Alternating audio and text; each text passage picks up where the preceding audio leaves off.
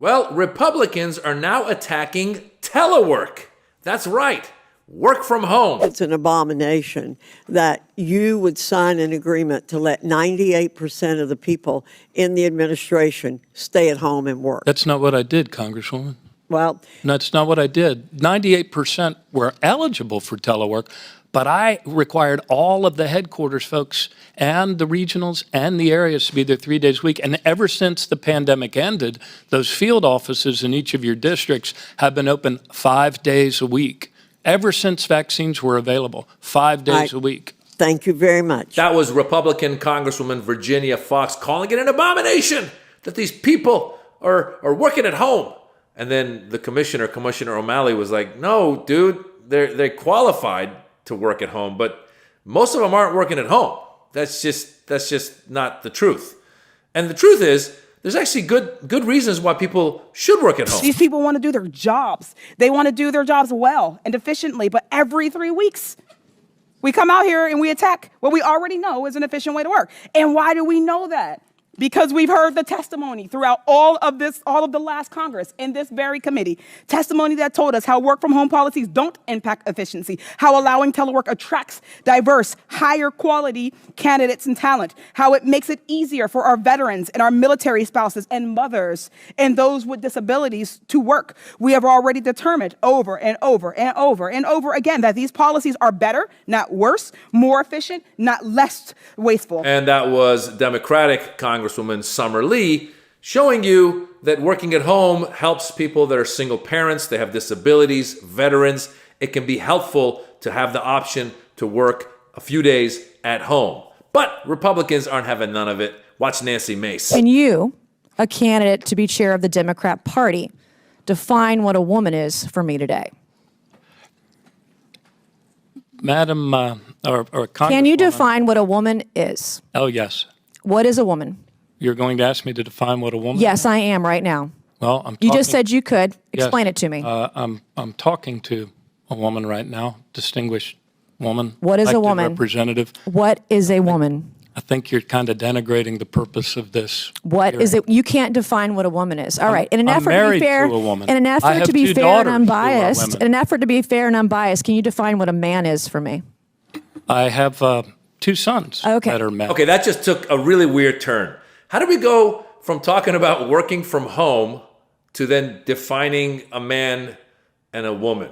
Like, is Nancy Mace just going to make everything about defining a man and a woman? I don't know. It seems to be her modus operandi. But here's the real reason why Republicans want to stop federal workers from working at home. I think it's important to observe that this hearing is not just about telework and work from home policies. It is actually setting the stage for dismantling the federal workforce. How do we know this? Because the co-chairs of the DOGE task force, Elon Musk and Vivek Ramaswamy, have been very open about telework ending as a way to get thousands of federal employees to leave. In fact, right after the election in November, they published a thought piece in the Wall Street Journal, which stated that telework would result in voluntary terminations of federal workers. Aha!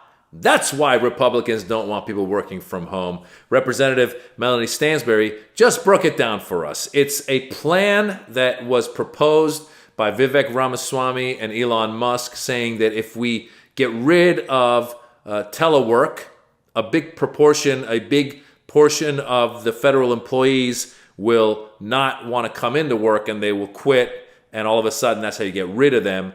And this starts sounding a little bit like, remember Project 2025? You guys remember that one?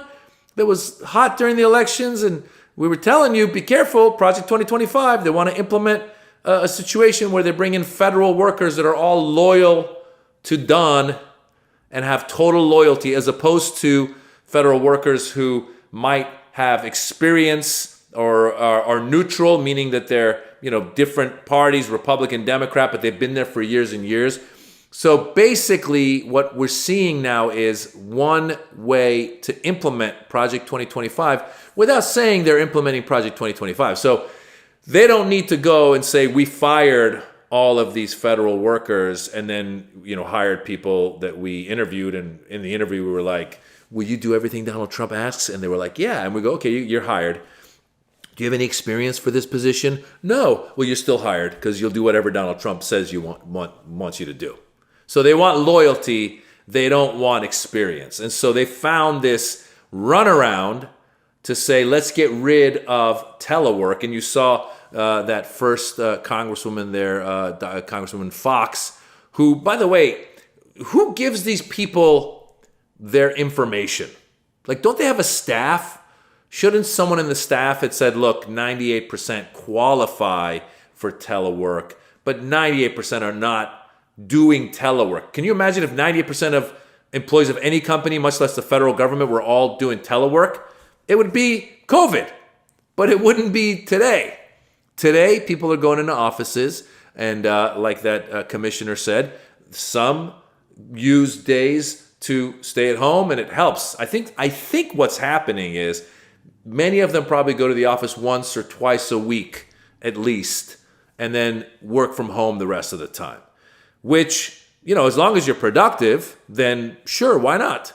But Republicans have now seized an opportunity to say in the oversight committee, to say, look, we don't want these people doing telework, and therefore we should definitely get rid of those employees who are doing telework, which then would just play into the plans of Project 2025 and finding loyalists to be in the Trump administration. It's very plain and simple. The other thing that might happen is if they get rid of those people, given that Vivek Ramaswamy and Elon Musk are involved, maybe these employees will be replaced by robots. Who knows? But the fact is they're attacking federal employees and saying that you shouldn't be able to work at home. Meanwhile, these people, every time I feel like we turn around and we need Congress to do something, they're all on they're all on the vacation. They haven't gotten anything done. Republican Congress got nothing. It was one of the least productive Congresses in history. So you might be there, but you're not getting anything done. Meanwhile, some guy's at the house with his kids, watching over the kids and holding down the fort and cooking and doing whatever they got to do. And then they're spending those hours that they got to spend on telework, getting the work done, and then being with their family as they need to. So what's it to you? Really, what's it to you? I know what it is to you. It's your way of finding loyalists for the Donald Trump administration.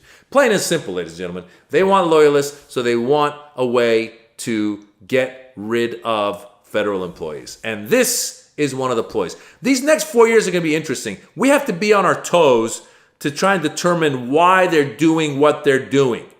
For example, Trump keeps saying, I want to annex Canada. I want to annex Greenland. I want to take the Panama Canal. I want to do all this stuff.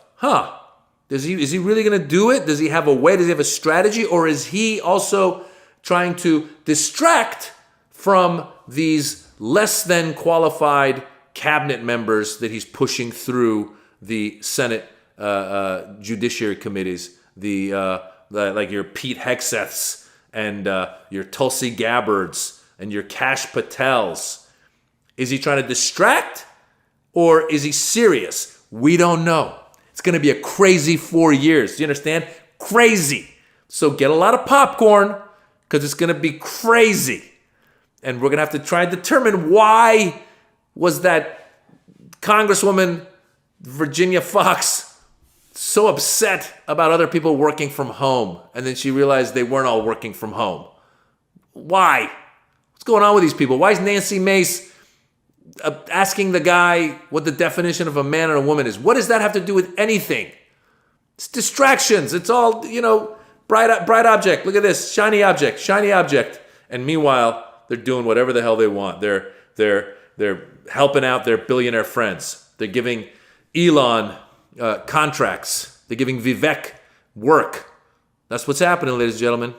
The oligarchy has begun. The oligarchy has begun. I'm comedian Maz Jobrani. I have a special on YouTube. It's called The Birds and the Bees. Go check it out. If you like it, laugh, leave a comment, tell your friends. If you don't like it, keep it to yourselves.